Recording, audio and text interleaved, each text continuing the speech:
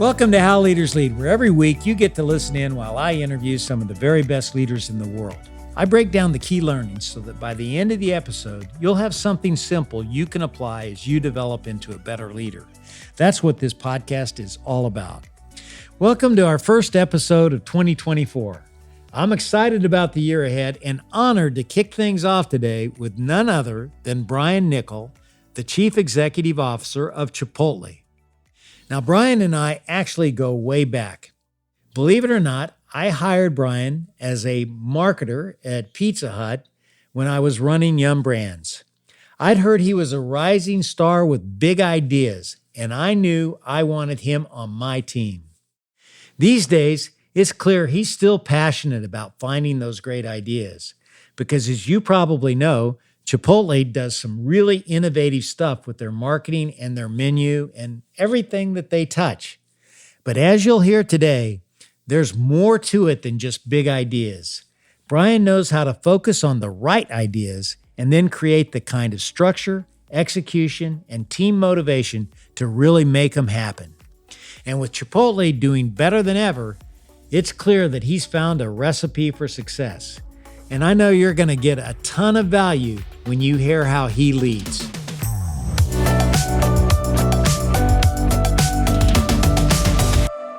I can't believe this. We go a long way back. We worked together at Yum Brands, but I understand you're just coming back from a parents' weekend at the University of Texas. Tell me about that. Well, you know, what I've realized is I'm getting older.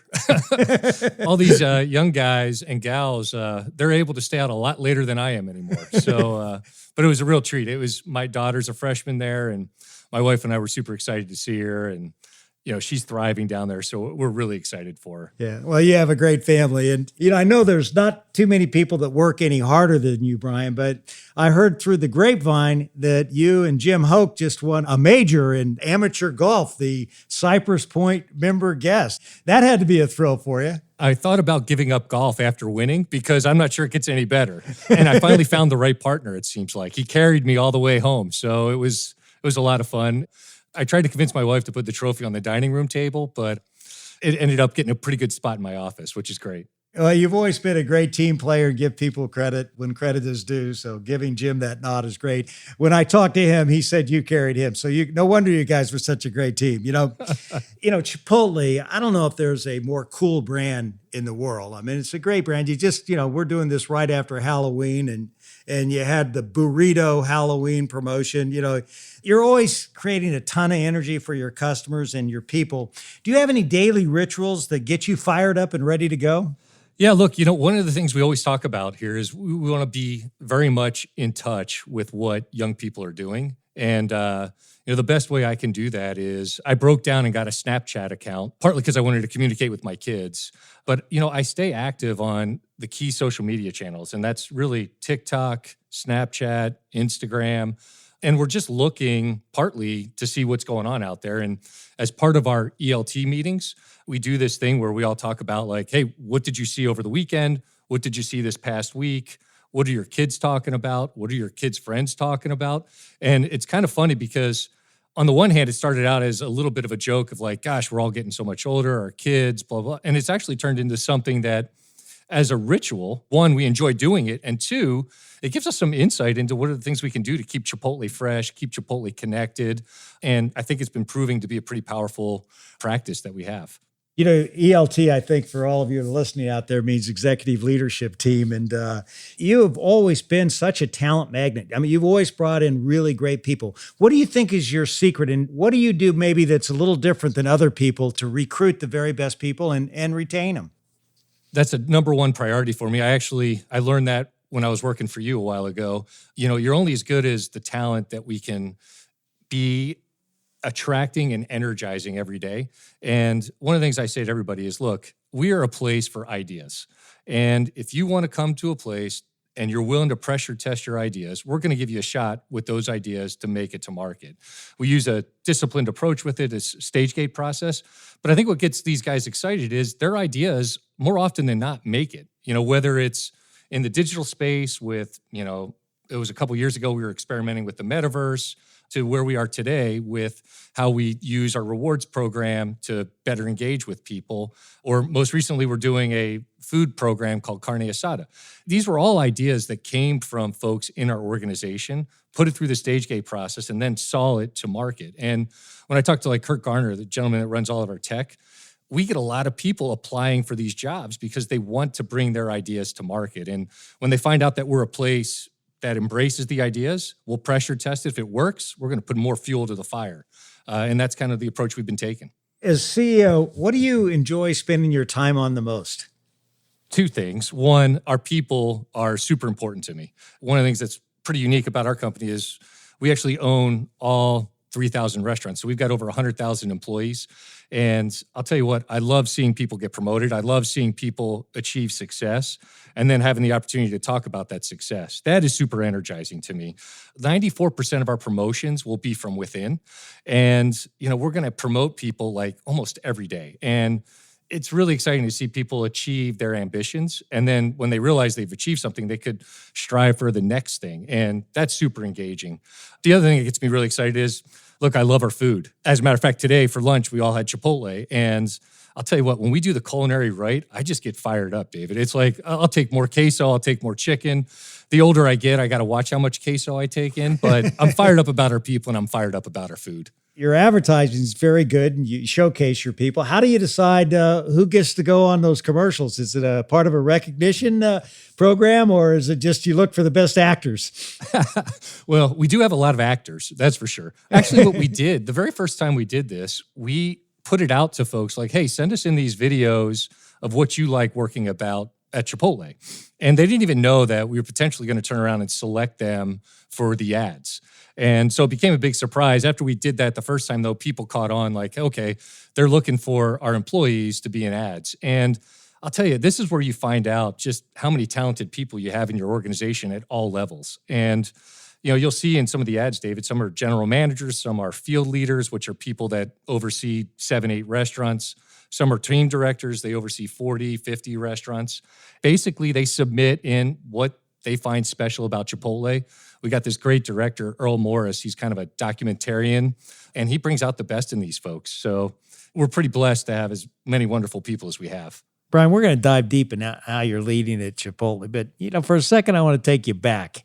What's a story from your childhood that shaped the kind of leader you are today? My mom and dad, great people. They always instilled in me, look, if there's something you want to go achieve, figure out the best way to prepare yourself for it, give the best effort you possibly can, and then you can be satisfied with the outcome. And then the other thing that they told me was, look, you may not know everything, and seek out folks that might know more about that topic than you and help them get better. And when I was younger, it was all really more centered on sports. So I was always trying to find when I was trying out for the baseball team, I wanted to figure out who was, I thought, the best pitcher. And I wanted to end up on that team because I figured that's how I get better as a pitcher.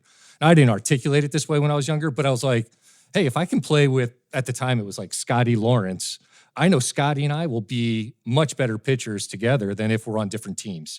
And I kind of just took that through my whole life. And when I got to college, I did the same thing. I was like, look, I want to be on the best project team. Like, if I can be around people that I think will push me or pull me along, then I'll just get that much better. And I think that's something I've always just taken with me. And, hopefully I still do it today. Speaking of being the best, you are really one of the best marketers I've ever worked with. And I know you came up at Procter & Gamble. And at one point, I remember you telling me you were handed a challenge of making mouthwash portable. Tell us about that. And how did that stretch you as a leader? Boy, you got a great memory, David. That's good. That's really good. I was an assistant brand manager on Scope. I don't know if you remember, there was, at the time, remember the pieces of paper for mouthwash? It was like... you put them in your tongue. Put it on your tongue. Yeah. And, you also had Altoids kind of just taking off too, where that really strong mint, actually they had a great selling line. I think it was like a curiously strong mint. So Scope was stuck in people's bathrooms. And we're like, well, how do we get Scope to be portable so people could use it more? Well, there was this technology that folks had, and it was like in a little ball. You remember the gum like squirt when you chew on it, it burst out? And that's what this was. This was in a little membrane, and we had a great name. It was called Microscopes. But, one of the things I learned is you can't just sometimes market past what the product experience is. And the only bummer in that product was after the scope squirted out, there was a little residue left in your mouth. Even though you had great breath, you had a weird taste in your mouth. So one of those things where it was like, I thought I found like this killer project from the past, and I kind of walked past some of the things that held it back. But, fortunately, it was one of those things that we learned quickly that it wasn't going anywhere. Now, I'm sure there's a lot smarter guys that have figured out how to make scope work outside the bathroom. Well, I remember when we were trying to recruit people at Yum Brands, I was asking around like, who are the top people at Procter? And your name always came up as this rising star. And I was really happy to see you come to Pizza Hut, which is where you really started out. But what made you leave a Procter & Gamble, which is the premier packaged goods company in the world, and go to a brand like Pizza Hut, which is, the leader in the pizza industry, but, it's not Procter & Gamble in terms of prestige? It was one of those things where I feel very fortunate. I had my first opportunities at P&G, some of the best people I got to work with. But I'll tell you what, David, it was because I met somebody like yourself. When I got to the interviewing process and I met you, one of the things that I got excited about was you're like, look, I'm going to give you a shot. I think you actually said is, I hope you're as good as you say you are. I think that might have been the line. I think that might have been the line you used with me. And I was like, you know what? I like that challenge. I think I am. I think actually I've got even more in the tank.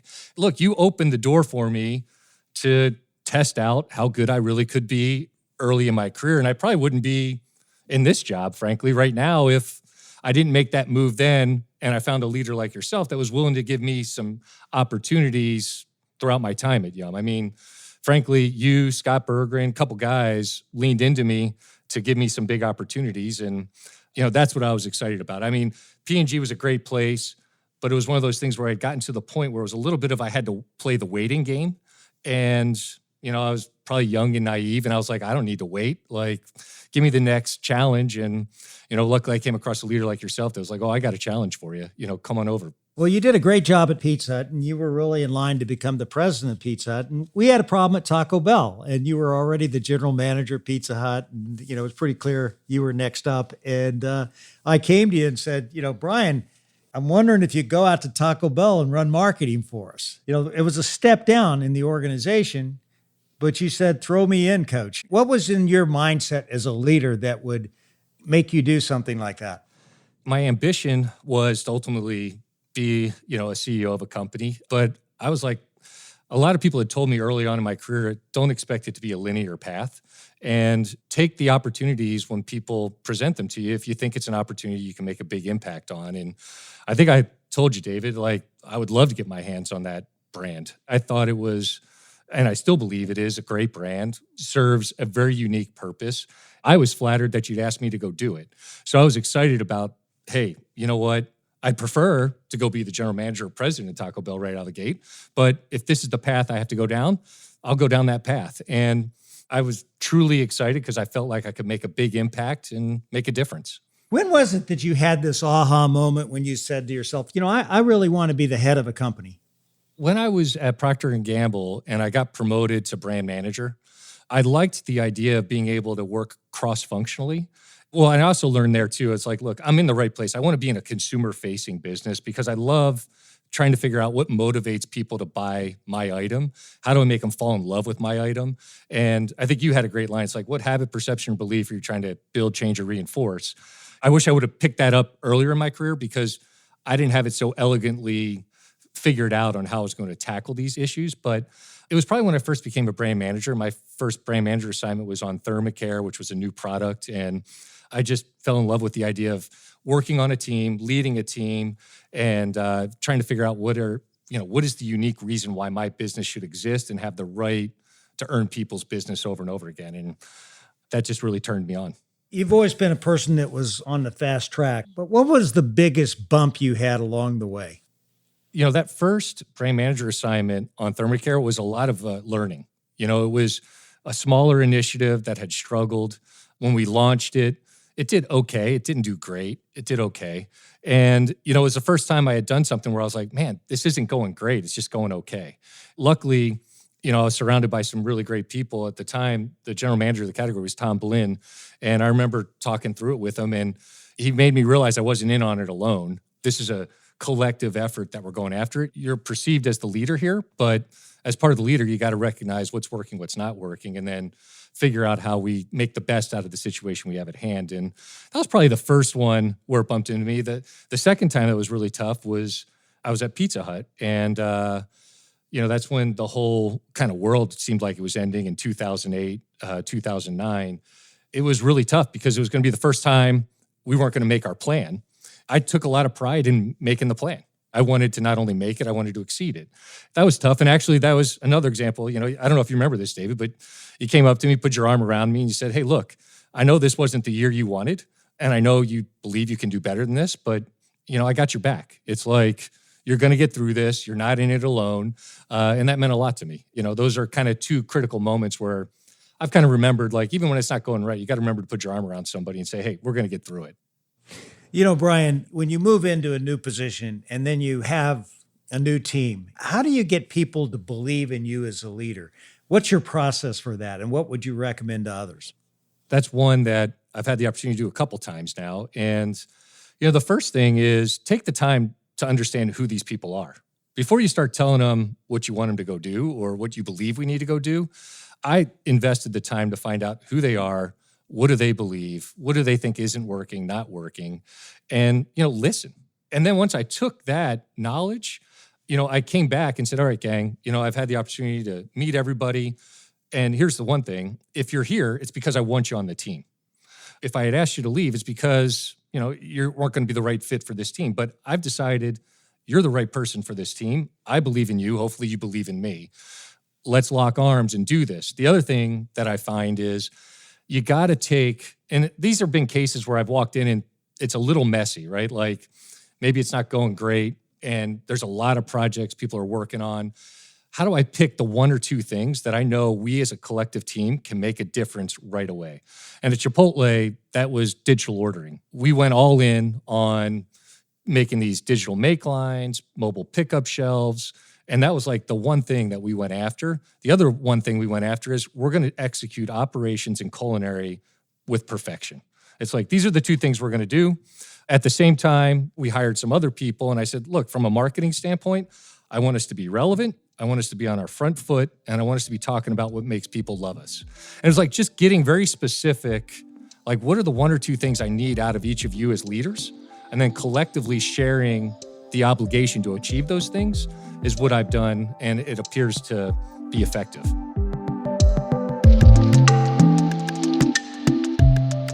Talking to Brian is clear. Every leader needs to know how to create a culture where big ideas thrive. As the CEO of Snap and the guy responsible for building Snapchat, Evan Spiegel knows a thing or two about big ideas. Evan was one of my very first guests on How Leaders Lead, and I love what he has to say about fostering innovation at Snap. There's more and more research that shows that we are all inherently very creative, but that our fear over time overrides that creativity and actually inhibits us from expressing ourselves, inhibits us from sharing our new ideas. And so I think a lot of leaders are very attuned to this phenomenon and are very focused on trying to make sure people do feel comfortable, that they don't feel afraid of expressing their ideas, because leaders are always in search of great new ideas. So I do think there's a focus on that. And I think, more and more, especially as our work lives and our home lives blend, there's really this feeling of the need to bring your whole self to work. And that's something that we really want to support at Snap. And we do through things like council, where people sit together in small groups and take turns sharing how they feel and listening to one another. And I think that's another thing that helps people feel appreciated for their own unique abilities and their own unique points of view. And that brings out the best in our talent. Go back and listen to my entire conversation with Evan Spiegel, episode 3, here on How Leaders Lead.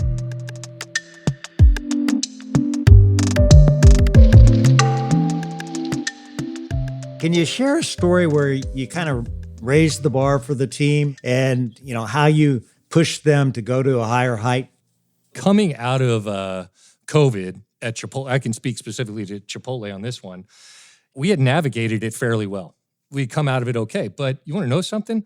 We were not operating up to our standard. It was that simple. Like, I go into restaurants, we'd be out of chips. I would go into a restaurant near closing, we'd be out of chicken, rice. And, we were still performing, but we weren't performing where we needed to be. And one of the key metrics we have here is throughput. Like, how many transactions can you get done in 15 minutes? And that was another place where we were way off of where we should have been and what we're capable of doing. And I literally, this is kind of a funny thing. You'll appreciate this, David. I went to our team director meeting and I said, hey, gang, I am here to tell you we are not succeeding.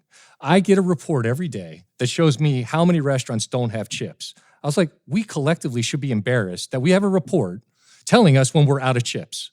Like, we're a Mexican restaurant. When was the last time you went to a restaurant and they didn't have chips, right?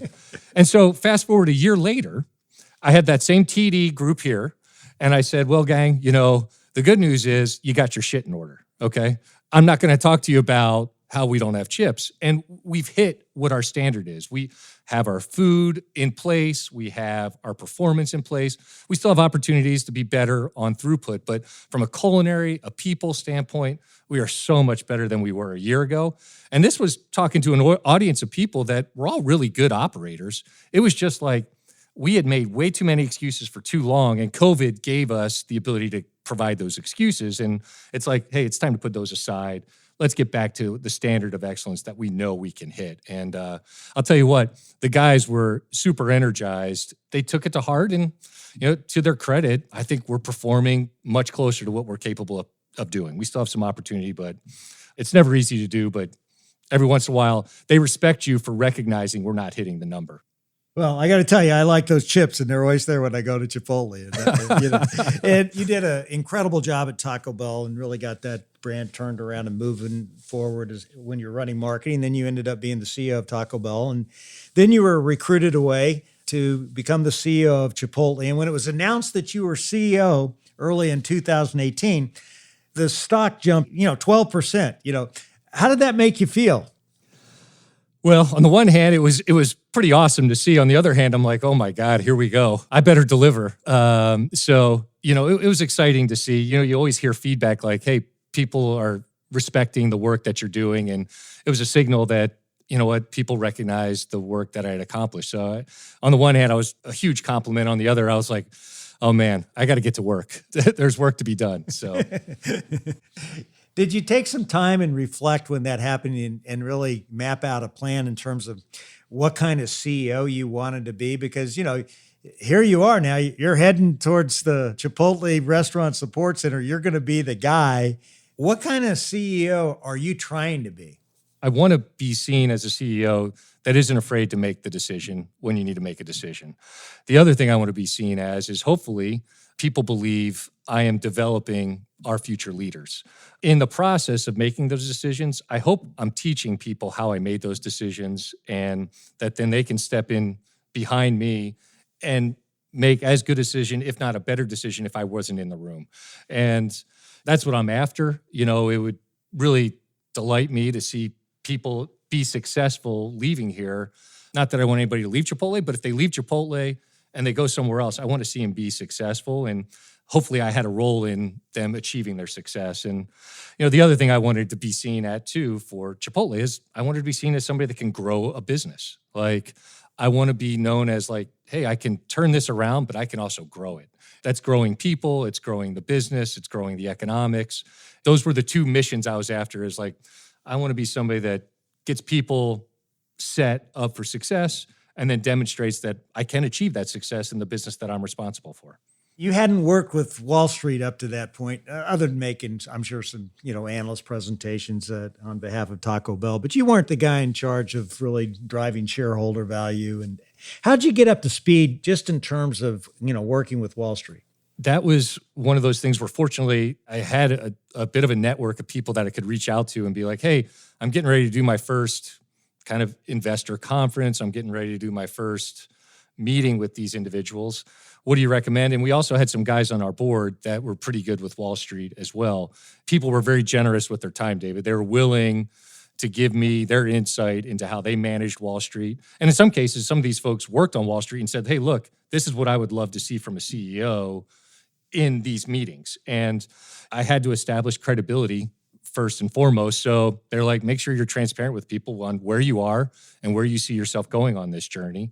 The first couple meetings I had, people were like, do you really think, Chipotle can get back to $2 million plus unit volumes? And can you get back to mid 20% margins? Because at the time we were sub 2 million and margins were kind of more in the mid teens. And I do. It's not going to happen tomorrow, but I believe there's a plan and a process for us to get there. And here's the 4 or 5 things we're going to do to make it happen. And, like I said, I was very fortunate because what folks told me is don't be in a rush to tell them everywhere you're going to get to.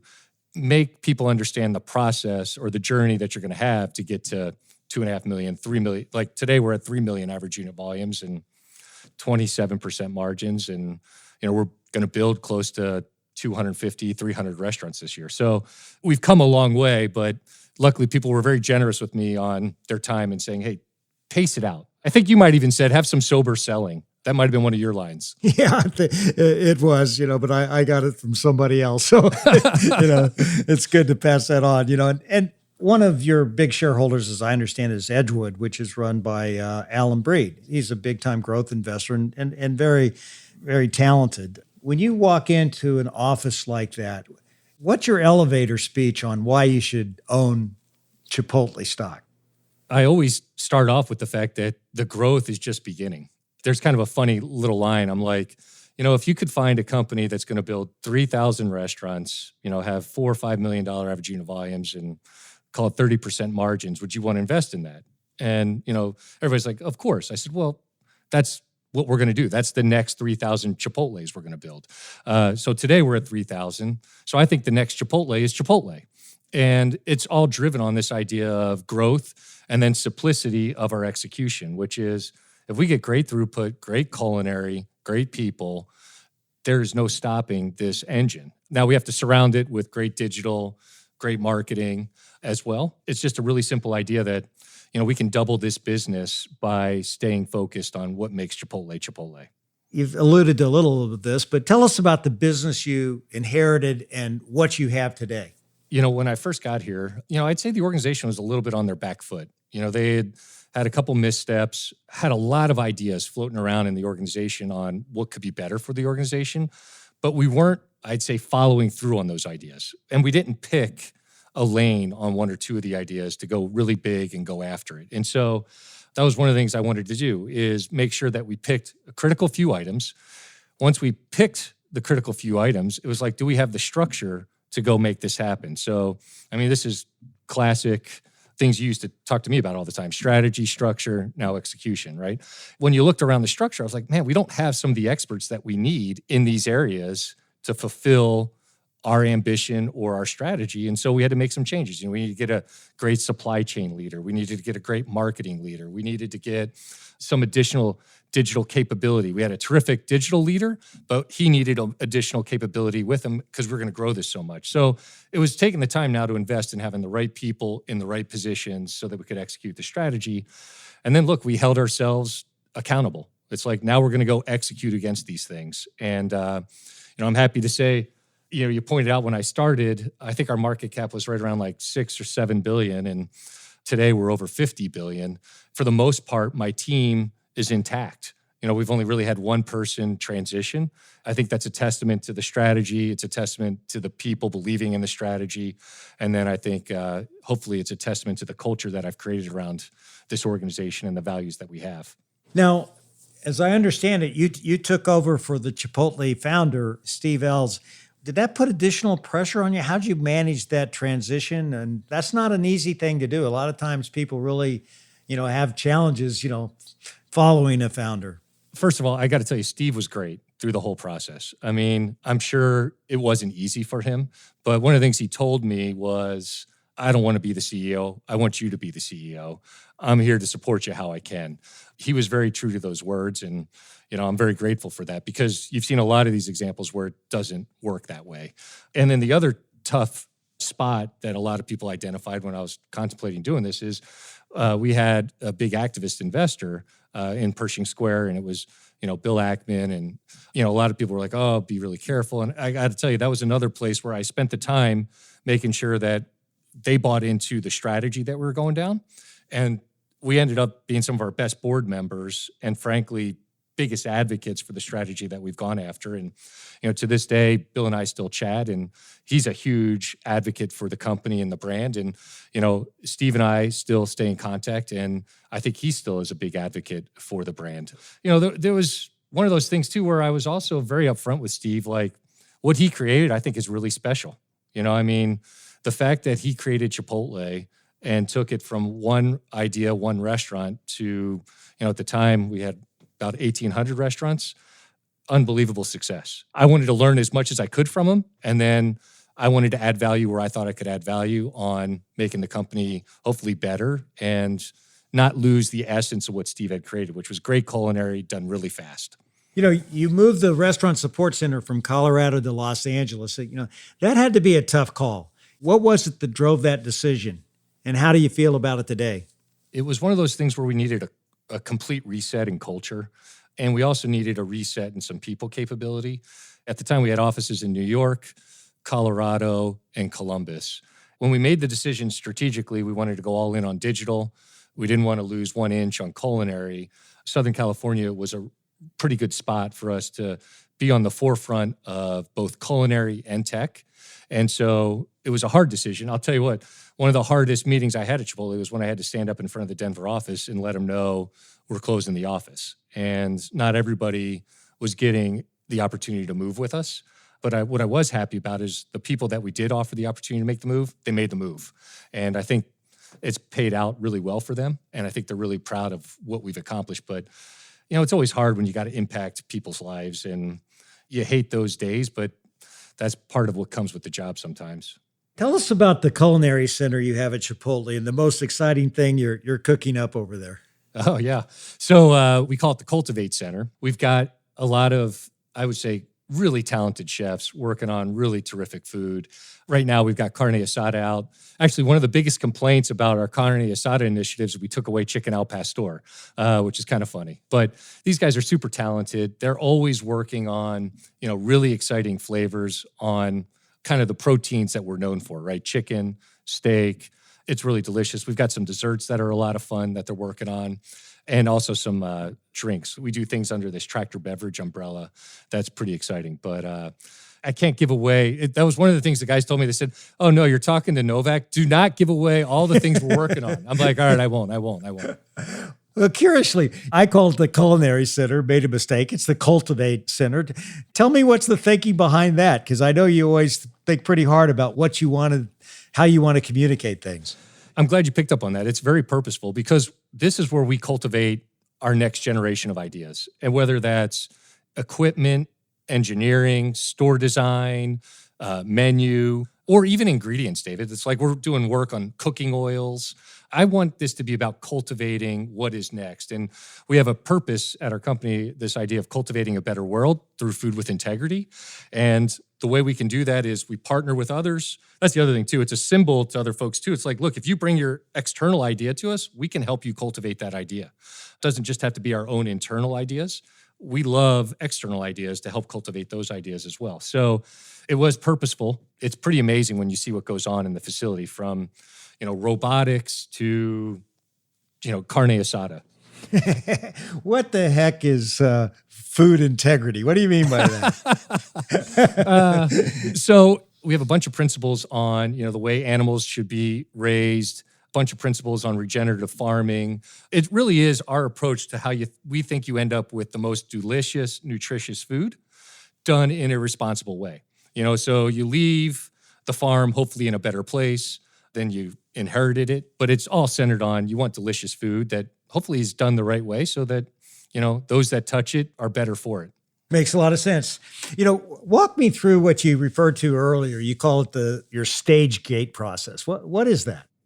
It's a simple process where we take ideas from concept to ultimately in the restaurant. And, we want to have measurable KPIs along the way. Obviously nothing really happens until it hits the restaurant or it hits our website. or hits the app. Those are kind of the moments of truth for our business. And I have this value, which is the line is the moment of truth. And those lines are the website, the app, and then obviously the physical front line in our restaurant or the digital make line in our restaurant. And so what this does is it's just a orderly process to take ideas, vet them, see what works, what doesn't work. Sometimes it starts out as something and it ends up being something else because we learn our way through it. And then when it gets into the restaurant, we use our team members to give us the feedback so that we can take it from one restaurant to 10 restaurants to then 100 and then ultimately roll it out across the system. I remember you telling me, just there were some close-in opportunities when you first went on board. And one of them was queso. Here you got Chipotle, and they really didn't have any queso, which, you were kind of amazed by, but you got into that game. What was the response? And if you're going to describe your queso business today, what would it be versus back in 2018? It's grown dramatically. So I got to give a credit to our culinary team because I think the queso is outstanding now. It wasn't dialed in when I first got here. And as a result, it was less than $100 million business. Now it's a couple $100 million business and not quite as big as our guac, but closing in on it. And this, it's like, it's got to be delicious. If it's not delicious, people won't crave it. And I think our chips have that craveability. I think our queso has that craveability, our chicken, our guac, and then there's other areas where I think we could still be better. We're always going to be working towards making it more delicious. When it becomes more delicious is when we see more business. And that's what happened with our queso. How do you respond when you introduce something that's less than ideal? Maybe your queso the first time out of the box. How do you get the organization to respond to what the customer's telling you? Great example is we did something a year ago. It was called garlic guajillo steak. This is a great case of we didn't actually roll out what we tested. So when we tested it, it was at a certain price point. All that inflation hit, so on and so forth. We ended up rolling it out anyway, and we just raised the price higher than what we tested it at. And it didn't perform. We had some trepidation on the name because garlic guajillo steak, say that 3 times. And it was hard. I was pretty impressed when you did it the first time. I'm saying, I don't think I could have launched that product. I'd never pronounce it. Yeah, well, and we saw it too. It was funny, like when we launched it, this was kind of an interesting learning. People were having problems searching it on the web. So like one of the things, like carne asada, bang, people have no problem searching for carne asada. Garlic guajillo steak, a little bit harder. And so, look, we learned from it. We're like, look, the product tasted great, but we priced it incorrectly and we probably named it incorrectly. And as a result, it didn't perform as well as it should have. And we've learned from it. It's like, we won't do that again. And as a matter of fact, even today, we were just doing a little post-mortem on this of like, why do you think carne asada this year is outperforming garlic guajillo steak so much? And I think this is hopefully a part of my leadership style, which is, look, it wasn't as successful as we wanted to, but we don't have to beat each other up over it. We can learn from it so that we're better the next time. And I think we are a hell of a lot better with this carne asada because we learned from that garlic guajillo steak initiative. When you went to Chipotle, it had followed a couple of really tough food safety issues that can really put the brand on the mat. And frankly, a lot of people had real questions as to whether Chipotle would ever come back from that. What has that experience taught the organization? And what are you doing today that maybe you might not have done, 10 years on that front? Yeah, look, I mean, obviously, any organization needs to be resilient, right? The good news is we've got resilient leaders in this company. But the other thing, too, is it's like a lot of people were pushing when I first got here. They were saying, hey, why don't you just freeze the food? You can do all these things offsite that would take care of some of these risks that come with dealing with fresh food. And I was like, look, if that's what we have to do, then we've lost what Chipotle is. And this is a great example. If I went and hired what I thought was one of the best people in food safety, and her name's Carrie Bridges. She was at Walmart, considered one of the best in the industry. And I said, hey, Carrie, here's the deal. I want to be the world's best food safety culture and food safety program. And you're in charge. And I'm going to support you any way I can. But you know a heck of a lot more about this than I do. I want to be the best. I don't want to just be good. I want to be the best. And luckily she joined us. And I think, she's making us better every day. And I believe we're one of the best when it comes to handling fresh food. What do you find more motivating? The fear of not getting something done or the joy of winning? And what really drives you? I definitely have an element of a little bit of paranoia. Did I do everything I can to prepare myself for the best possible outcome? I remember my first earnings call as the CEO. I mean, I was up late reading the materials, and I was up early reading the materials again because I wanted to be, not just a little prepared, but over prepared. And, I'm into my 6th year of doing this, and I still probably over prepare for some of these moments. But it's like, I think it's really important to be prepared so that you can ensure you got your best effort. And the thing I worry about most, David, is like, I hate leaving something if I didn't give it my best effort. It's like, and the only way I know how to do my best effort is do everything I can to be prepared. And it's like, that's what gets me anxious. It's like, have I done everything I can to be prepared for this? Am I walking in with my best effort? The outcome is going to be the outcome, but I'll be critical of myself if I think like, I could have been better if I would have just done X. And it's one of those things that drives me. So your stock goes from $7 billion to over $50 billion market cap. Has that created any joy of winning that, you can sit back and how do you celebrate it as an organization? Yeah, look, we've definitely find the moments to celebrate too. I had the whole team together to celebrate our results about a month ago because we've all gotten past kind of this 5-year mark. I'm lucky. I've got a great group of people. I love spending time with them.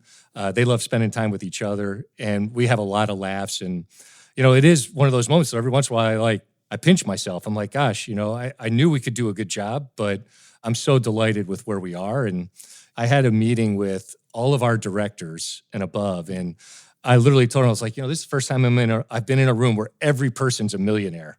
I'm a little intimidated. And it was pretty cool. It was really cool to see that. And, people's eyes just light up. And, when you even go all the way down to like the store level, people tell me they sold their stock and they bought their house. And I'm like, how cool is that?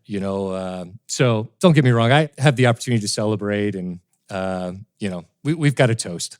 Well, that's a great thing to see your people do well. I remember going to Walmart, and the guy that picked us up at the airport was a billionaire because he'd held the stock for so long. And, they had a little sign up that said, today's stock price is X, tomorrow's up to you. As a leader, you got to get people fired up about what you can be. How do you constantly work on presenting that vision? Yeah, look, this is where we really use our purpose around this idea of cultivating a better world. I think that has people truly energized because we believe we're making a difference on the food people have access to and the way that food is grown. That's a big deal. And as a result, we've created what we call the Cultivate Next Fund, where we're literally taking some minority investments in a lot of up-and-coming technologies, a lot of different robotics, different farming techniques, different ways to fertilize. And so I think people are genuinely excited about this idea of, hey, we're going to make a difference in this world. We're going to do it through food. But, when a Chipotle comes to town, usually we create a lot of great job opportunities. But with it, people find out that there's more to us than just the burritos that we make or the bowls that we make. And, I think that purpose is what captures people's hearts. The stock price and the financial performance probably captures their minds, but our purpose captures people's hearts. You've always been on the forefront of digital marketing, and that was one of the things that you really brought to Taco Bell. What's a best practice that we can learn from your leadership on just how to stay on top of technology and digital? Yeah, look, you can't be afraid to keep learning. That's the biggest thing I say to folks is, if you get to the point where all of a sudden you're saying, I don't need to learn that, it's probably time to get out of the job or go find something else to do that gets you energized to have the desire to learn.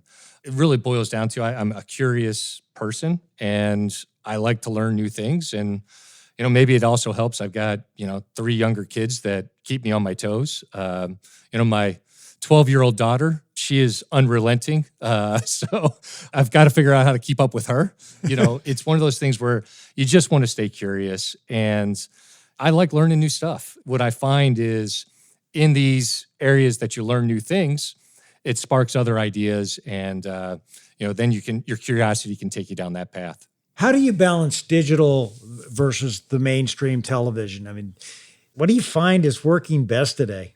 Well, Chris Brandt, he's our chief marketing officer, and then we also have a great woman that runs media, Maria. And I'll tell you what, they do a phenomenal job Tressie Lieberman was with our company for a while. She left us to go be the CMO over at Yahoo.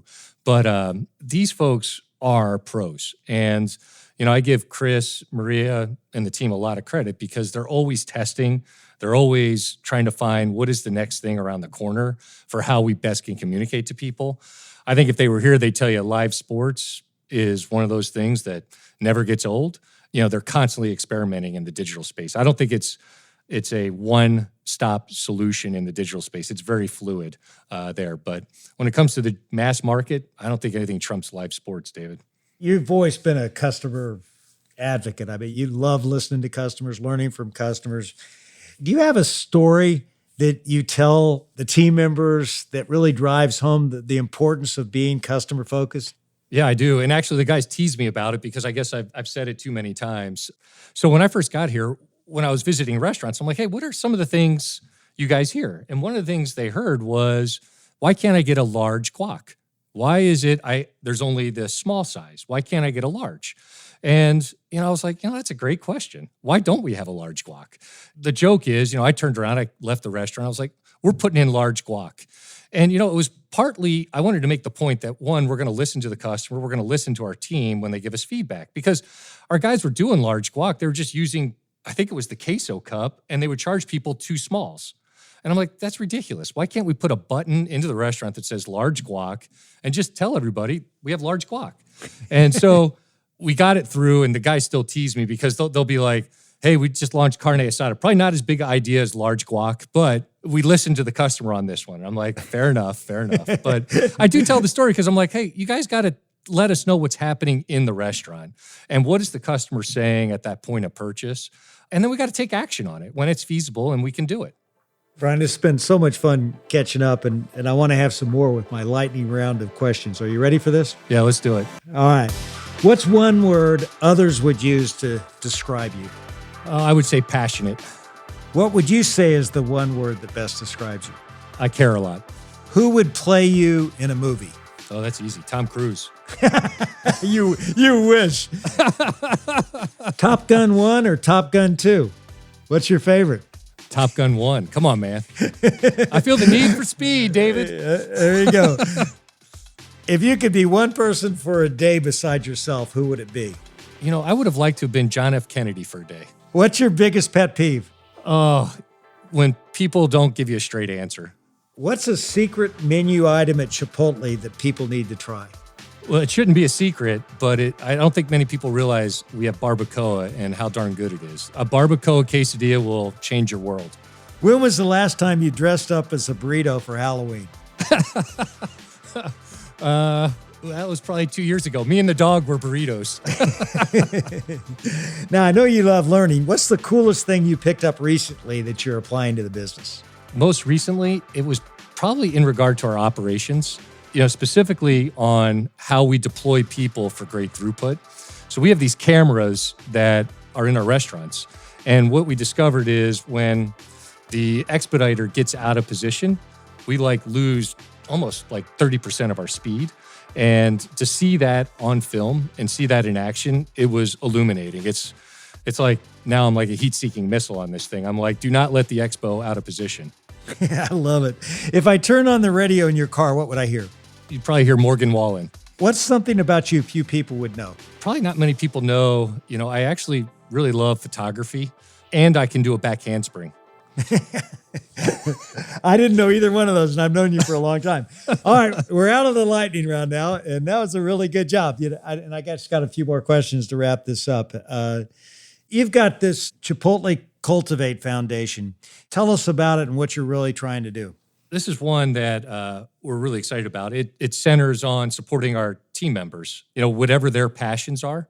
If folks want to volunteer, we set it up so it gives them more visibility to get additional people to volunteer with them.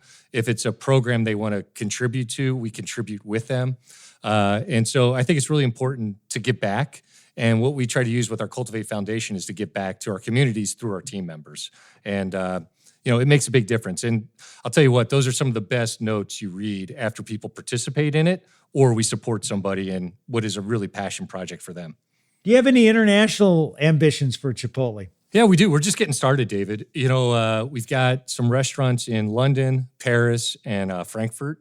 And we just did our first deal with the Al Shaya Group for the Middle East. So we'll be opening our first partner restaurants actually in 2024 in Dubai and Kuwait. But we're early days, nothing quite like the global empire you built. We're in the process. We've gotten pretty good feedback. People like chicken, rice, and beans pretty much all around the world. That is true. You and your wife, Jennifer, you have 3 wonderful kids. And how do you apply all that you know about leadership at home? I say this all the time. The most rewarding job and the toughest job is being a dad and a husband. But, it's super important to me. And, the one thing I've learned over time is luckily, Jennifer is an ace. I married the right person to keep me, grounded on what's important. She does a fabulous job of keeping our family together. And, we use our Sunday dinners, David, as the time where everybody shares. And hopefully, I give some feedback. I get a lot of eye rolling when I give that feedback. But, for the most part, I'm really fortunate. Our kids are great kids. They want to do the right thing. And I have this saying to them all the time, PMA, positive mental attitude. And I'm like, look, guys, if you can just take a positive mental attitude to whatever you're tackling, you'd be amazed at what the outcome can be. And even if it's not the best thing to work on right now, if you take a positive attitude to it, turn lemons into lemonade. If they don't remember anything, I hope they remember take a positive mental attitude to things. Well, you may have just answered this last question, but I'll go ahead and ask it for you. What's the single best advice you'd give to someone who wants to be a better leader? Put in the preparation and take a positive approach to it. And then you got to believe in people to execute. If you don't believe in people to get the job done, you don't have the right people and you aren't leading the right people. You got to have a positive attitude. You got to be prepared. And then you got to believe in the people that they're going to do it. If you believe in them, they believe in you. And usually you get to really good outcomes. Brian, it was a very sad day for me when I learned that you were going to Chipotle from Yum Brands, because I always and still do have such great admiration for you. But you mentioned earlier that you love seeing people, when they do leave Chipotle, go off and be successful. The success that you've had and the power of the Chipotle brand and where you're taking it, really gives me a great deal of pride. And just knowing that I had the opportunity to work with you and to see you grow the business and grow yourself. And I want to thank you so much for taking the time to be on this podcast with me. It meant a lot. Hey, thank you, David. And like I said, I probably wouldn't be in this position if you didn't give me the opportunities you gave. And you're a great coach too. So I'm very fortunate our paths crossed, and I'm fortunate you believed in me. So hopefully I'm paying it forward.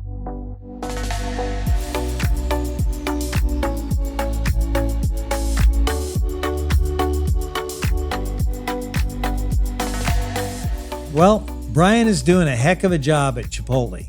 And I got to tell you, it's so gratifying to see how a leader I invested in continues to grow and succeed. And even more importantly, how he's continuing to develop more leaders. I'm telling you, that's what it's all about. Sometimes when we think about leaders, we think about the quintessential big idea person, the Steve Jobs visionary type, who's always dreaming up the next big thing. Or we think about the execution person, the one who's going to rally the troops and get things done. But I hope this conversation with Brian shows you that you don't have to be one or the other. Brian has found his own compass.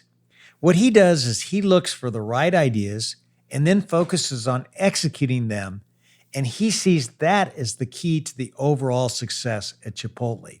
He doesn't have to come up with every idea, and he knows that he's not going to be the one that's going to execute the idea. But he knows he's got to bring it all together as a leader in some way, shape, or form. And that's a powerful takeaway for anybody who wants to be a better leader. We can prioritize innovation and then put the right kind of vetting and structure and execution around it. I'm telling you, great things happen when you follow through on the right ideas. This week, I want you to take a look at the way ideas in your organization or on your team turn into reality. What's the process? What kind of structure do you have to find and test and implement those ideas? Take a quick assessment, and I bet you'll find a few opportunities to improve the way you turn ideas into reality. So do you want to know how leaders lead? What we learned today is that great leaders follow through on the right ideas. Coming up next on How Leaders Lead is Dan Hurley, the head men's basketball coach of the Yukon Huskies, who, in case you forgot, are the reigning NCAA champs. The secret sauce for us is how hard we practice and how intense the environment is.